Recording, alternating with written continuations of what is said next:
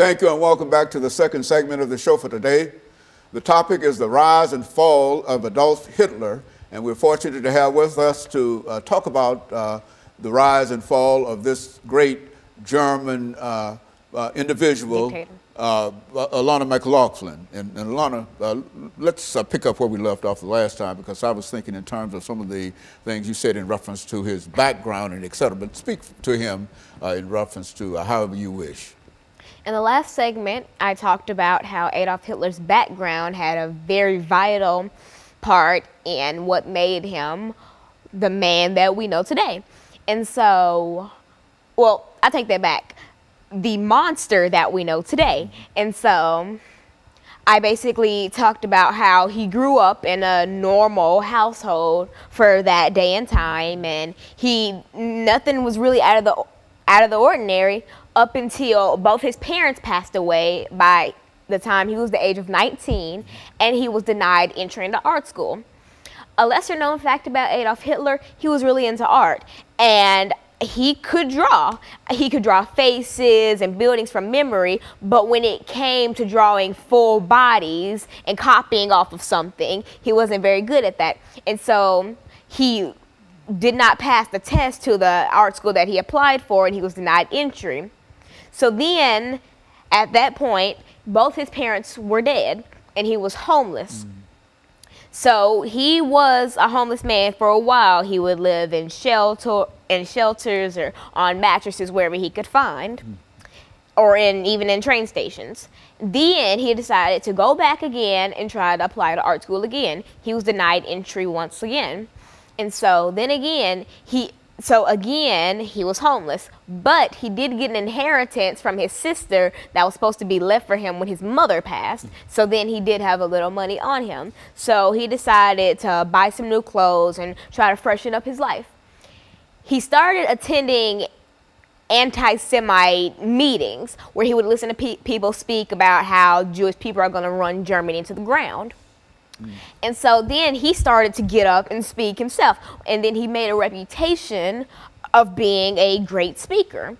He could get up and just talk and talk and talk. And a lesser known fact about Adolf Hitler, he had a problem with spitting. He would spit everywhere. But nevertheless, he talked and he talked and talked.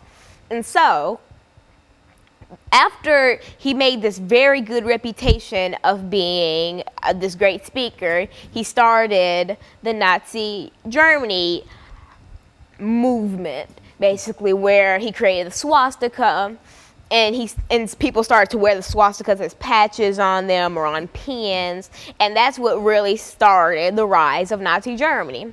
He actually himself created the swastika? Swastika? Swastika. Yes. Or he was the first one to reveal it. No one really knows. But either way, he's credited for the swastika. And so Adolf Hitler, after being known as this great speaker, was arrested and put into jail, where he wrote his autobiography, Mein Kampf. Mein Kampf was so poorly written that a bunch of editors turned it down. And so he asked a couple guards while he was in jail and a couple other cellmates to help him rewrite Mein Kampf. And then another fact about Adolf Hitler that a lot of people don't know, when he rose to power in Germany after being released from jail, he made every household in Germany own a copy of Mein Kampf. Every household had to have one. It was law. And for birthdays or weddings, you were supposed to give Mein Kampf as a gift. And so he knew that unless he made people buy the book, no one would buy it, because it was poorly written. It didn't have a lot of punctuation, and it had a lot of grammatical errors. And so after the release of Mein Kampf, he just became known as this evil, evil man, and then he started to take movements against the Jewish people. It started with things like burning down a synagogue, and then making them clean it up and then pay for the damages. And then Hitler started to turn on his own guards. And so basically he would turn on the SS, and he killed a lot of his guards and then made a whole new foundation of guards and future leaders, which really helped jumpstart the Holocaust. And so with Hitler and his newfound army of these dolls, basically, he started what we know as one of the worst periods in history. He would have, oh, another fact about Hitler, he had training camps for children who wanted to grow up to be guards, like a part of the SS and etc. He would have Hitler like teen camps. He would have some for girls and some for males, and the girls would be taught, you know, how to stay at home and get pregnant and take care of children, while their husbands would be taught, you know, how to fight and beat and shoot guns and etc. And so Hitler made this well thought out blueprint of how he wanted the world to be run and how he wanted to exterminate the Jewish people. Well, what was his attitude? I mean, why was this attitude toward the Jewish population? I mean, what created that kind of hatred for that he had for them? It's actually, that's up for debate, because a lot of people say that his hate for the Jews came from the man who denied him entry into art school, who just so happened to be Jewish. Or it comes from how in the Bible, you know, the Jews killed Christ, and he read that and just thought that he was going to take matters into his own hands and exterminate the Jewish people. But that's really a subject that no one knows for sure. And since Adolf Hitler killed himself when the war was over, no one really knows. And he doesn't really discuss it much in Mein Kampf, but he does make it very prominent that he does hate the Jewish people. And not only did he hate the Jewish people, he hated the Slavs, anybody who wasn't, you know, the blonde hair, blue-eyed type that he liked, the Aryan race. And a thing about the Aryan race, there is no Aryan race. That's always been something that no one really knows. Aryan is supposed to be a part of a country, or no, a part of a continent that houses these people. It's not necessarily, there's no real Aryan race. As a race, as a racial, ethnic. Yeah, there's no ethnic group that's called Aryan. It's more of kind of just a group of people. But over time, that's become the definition of the people that Adolf Hitler liked. And so basically, Adolf just went off the deep end, and he made it his life goal to terrorize anyone who didn't fit his criteria. And that's what he did for a while. Okay, so let's take this second commercial break, and then we'll come back and we'll pick up on that last 10-minute segment. And we'll be back with our audience following this very, very short commercial break.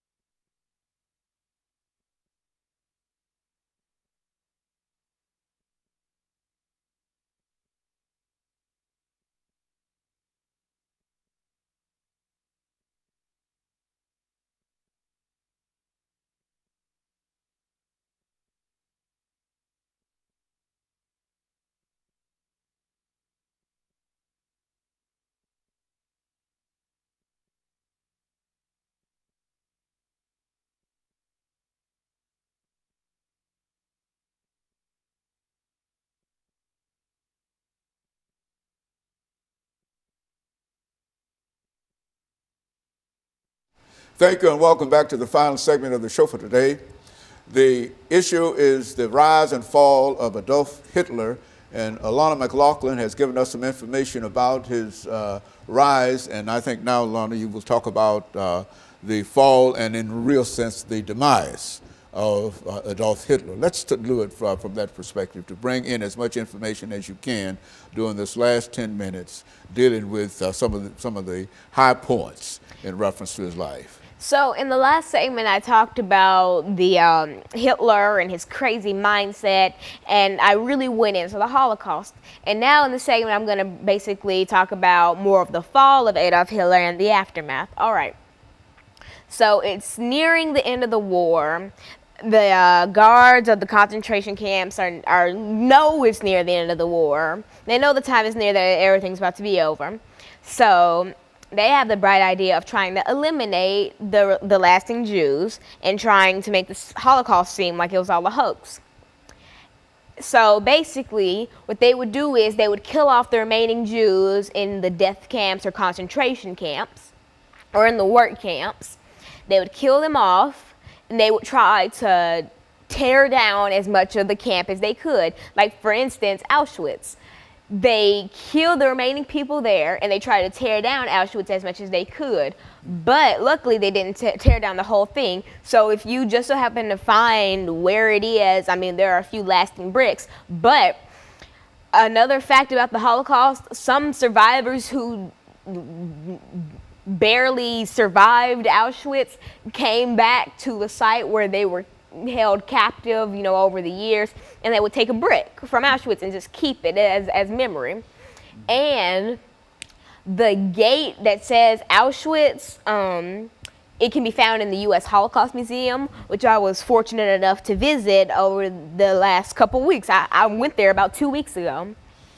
And so I'm going to talk about the Holocaust Museum for a second. In the museum, it has a very intricate setup.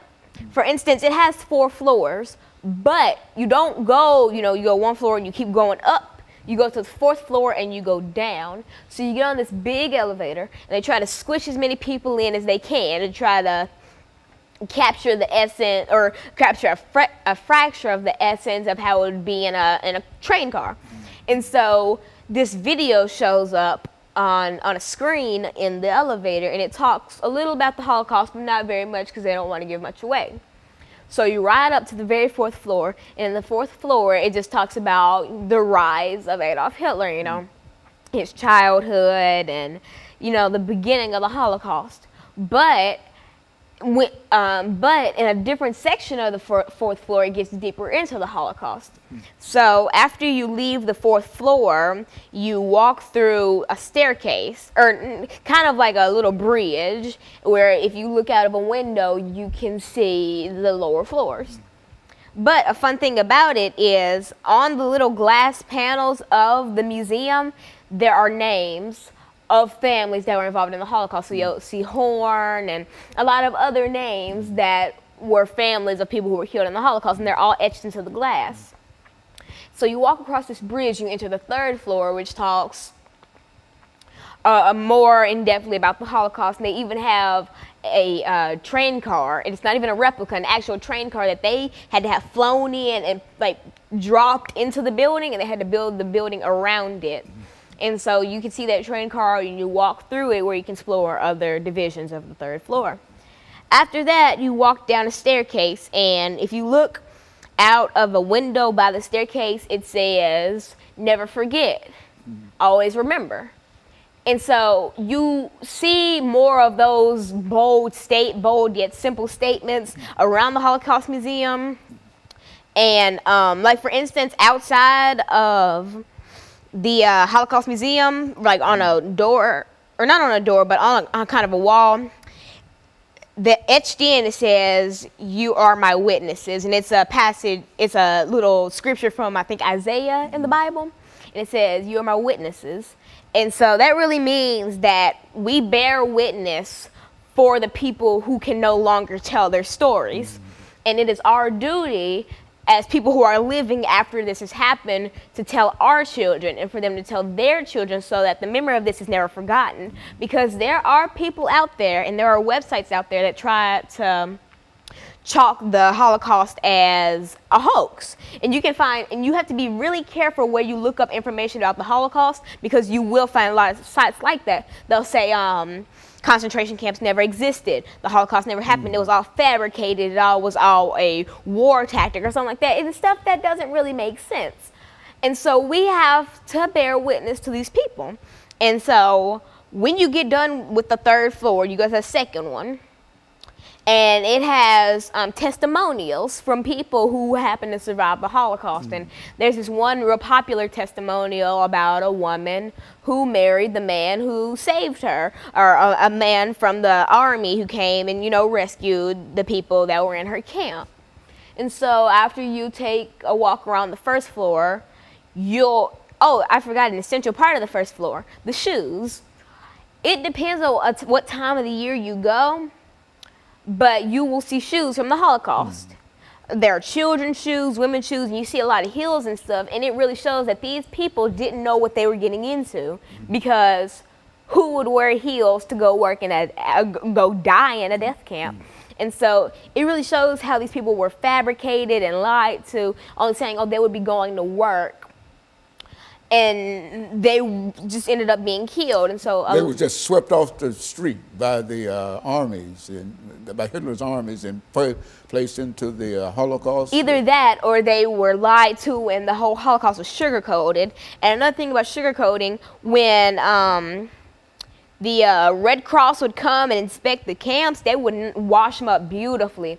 They would make it look like everyone was having fun. They would give, about a month prior to when the Red Cross would visit, they would give the workers food and lots of drink and stuff to kind of give them pounds, because the life expectancy in a Holocaust, in a death camp or a concentration camp, was 275 days. You weren't even going to make it a year, and that's because they didn't feed you, you barely bathed, you never had enough to drink, and you basically didn't have all the basic human necessities that we as people take for granted nowadays. And so they would clean them up, and so that's why a lot of the world during this period was lied to. And only until it was too late did we realize what was happening, because either a lot of stuff wasn't broadcasted or only the good stuff was broadcasted, and it would just be lies. When we would see people smiling and just skipping along, these people were grieving the death of their children who were just thrown into furnaces because they were marked incapable of work. And so a lot of the world was really lied to, and that's why so many people died, because there were African Americans there were Slavs and Gypsies and Jews mainly. And so anybody who didn't fit Hitler's criterion, like I said in the last segment, the Aryan race, which isn't really a race, but that's what we say today, the Aryan race, if you weren't the Aryan race, you weren't coming out alive. But there was another way that a lot of people did manage to survive. Well, not a lot, but a fraction of people did manage to survive the Holocaust. They would get on boats and sail to different countries. And there's a story, that's not really a story, but a famous incident where people got these fake passports, and they sailed from Germany to Cuba. And at first Cuba was going to let them in, but then Cuba changed their mind and did not let them in. So they sailed around the sea, not wanting to go back to Germany, and everyone on the boat perished. And so all these people, and unless you had connections in America, then you could get out if you got a fake passport, you know, you flew over there. And that's how a couple families didn't manage to get out of the Holocaust. But besides that, it was a death sentence. There was no way you could escape Nazi Germany. And so in a real sense, Alana, you were able to get a real experience from your visit to the Holocaust Museum, and you would advise and encourage everybody else to do the same. Yeah. Is that what you'd say?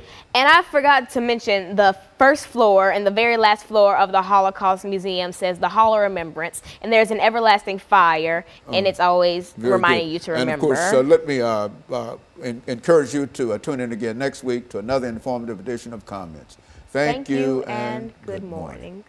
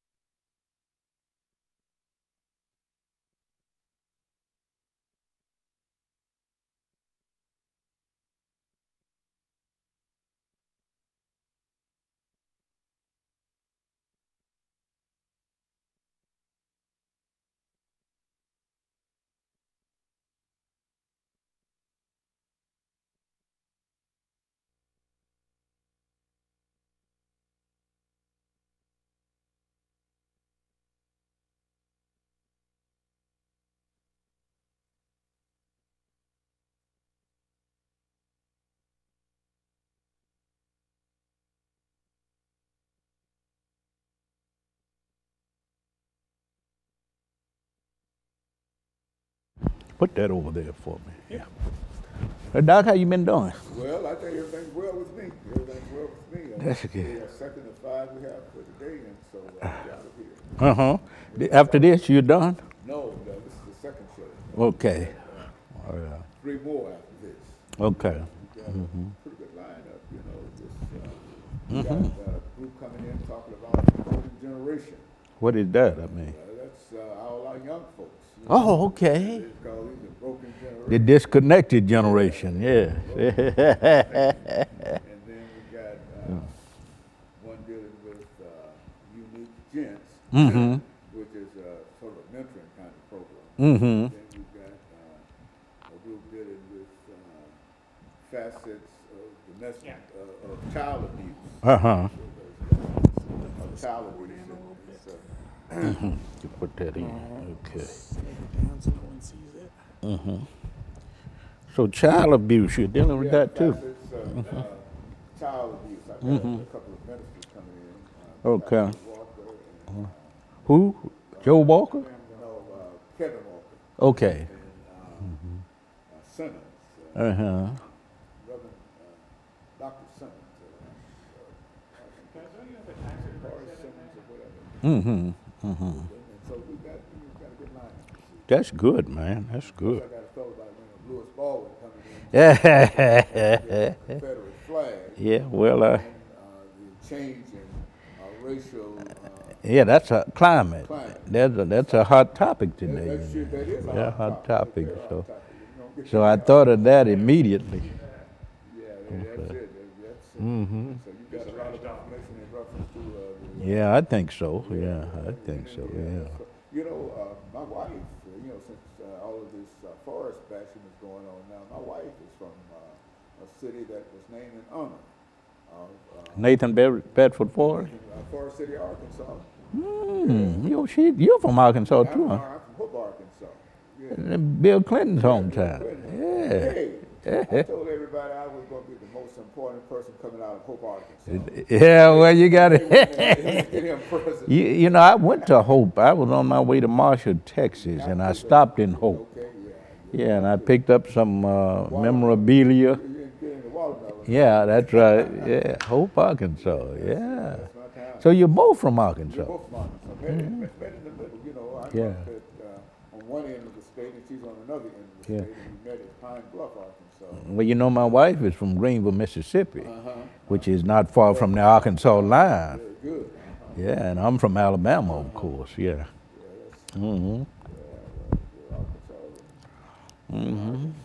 Yeah, yeah. You got a new cameraman today. Why don't you introduce yourself? Yeah, how you doing, man? Lewis Baldwin. Nice to meet you. Great to meet the you. New morning director. Oh, okay, okay. Yeah, so we're trying to get some hot topics for you. This is Something that would, that makes it make sense. You know, that makes sense. soon after that massacre and the removal of the flag in South Carolina. What's going on out on 65 North? I mean, Highway 65 with. Well, I've been reading some things. I'm not Have you sure. never seen that forest? I've seen it. Oh, yes. I go to Birmingham a lot. Yeah, you can't Alabama, and you can't. look It's over on the it. left-hand You go side. there. Yeah. Where is that located at? That's right off Harding Place. Yeah, that hiding place. Yeah, you got Harding Place. Forrest on this horse with all these Confederate flags around him. Yeah. They're talking about, well, that's private property, I think. Yeah, that's. But they're talking about planting trees. I'm not sure that's gonna. I don't think it'll. You know, ultimately, I think it's what's in the hearts of people. You know, and you got to work on the heart. It's gonna be hard to hide that because it got to have some. I mean, that's way up. You know. Yeah, it's good. Yeah, You have to. Yeah. that's right. Yeah. See, that meant it's gonna have to take that thing down. Yep, take it. Yeah. You heard he's planning on putting it, he's got it on hydraulics. Oh no, yeah. Yeah, that way in case they plant something in front of it, he's You're gonna gonna raise it up. Yeah. Oh, I see. So that's the choice, I think. Okay. We've covered it a few times now. It's just gotten more ridiculous yeah. every time. Yeah. I don't think you'll ever be able to get rid of these symbols. But and that's not the most important thing. The most important thing, of course, is to change the hearts of people. And, you know, the symbol will continuously be debated, I think, in terms of what it means, you know. So, yeah. Yeah, we're trying to get rid of the Confederate flag, and I think you got some information in reference to it. Too. Yeah, talk about I think we should talk of it, about the origins of it, how it developed as a symbol, and then talk about the civil rights movement, how it was used in that time. And then end with where we're going in the future in terms of the debate over this symbol, you see.